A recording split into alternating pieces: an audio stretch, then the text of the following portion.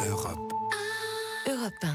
On allume la télé, Eva? Très volontiers. Alors ce soir, on revit un jour parfait, le 12 juillet 1998. Oui, parce que je suis à peu près certaine que si je vous demande ce que vous faisiez ce 12 juillet 98, vous êtes capable de me répondre. J'étais volontaire au centre des médias pour la Coupe du Monde de football. Ah ben voilà, et Didier? J'en ai pas l'avoir idée. C'est pas vrai.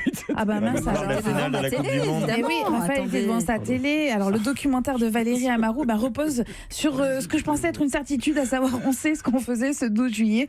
Et là, vous allez le voir, c'est une suite de témoignages d'anonymes ou de personnalités qui racontent ce jour si particulier. Jacques Vendroux, par exemple, commentateur sportif, il part pour le stade, mais avant, il fait un petit détour. J'ai fait, je peux le dire maintenant, parce que j'avais promis de ne pas le dire, mais je peux le dire maintenant. Il y a une petite église à côté de chez moi. En revenant de mon café, je suis rentré dans l'église, il y avait des cierges. J'ai pris un cierge et je l'ai mis pour l'équipe de France de football. Voilà. Il y a plein de gens, je pense, qui l'ont fait comme moi. J'ai été mettre un cierge. Delphine, elle accouche de sa fille Lisa ce 12 juillet. Une seule obsession, être maman avant le coup d'envoi. Elle est arrivée le matin vers 10h20-25 et bon, c'était parfait. C'était la journée parfaite. J'avais eu le temps de me reposer pour regarder le match tranquille.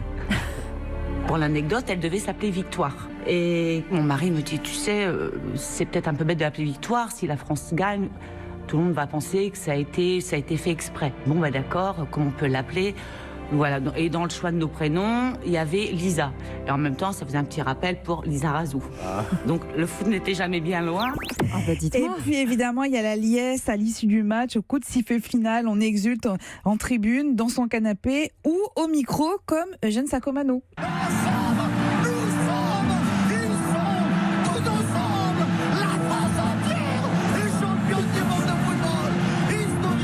On est comme des fous. Moi, je sais plus ce que je raconte à ce moment-là, mais je dois raconter n'importe quoi. Alors la force du documentaire, mettre en fait sur le même pied d'égalité des personnalités connues et des anonymes, façon de prouver qu'on a tous une anecdote de cette journée. Et le film va vous embarquer de ce 12 juillet avec le chauffeur de bus de l'équipe de France, avec celui qui a été ramasseur de balles quand il avait à peine 12 ans, mais aussi avec Jamel Debbouze, François Berléand, qui malgré un ticket n'est jamais parvenu jusqu'au stade le jour de la finale, ou encore tous ces couples donc dont les enfants sont nés ce jour-ci parfait et qui en guise de cadeau d'anniversaire ont toujours cette musique. C'est rafraîchissant, c'est émouvant, c'est drôle et c'est à voir sur France 2 à 20h55. Merci Eva.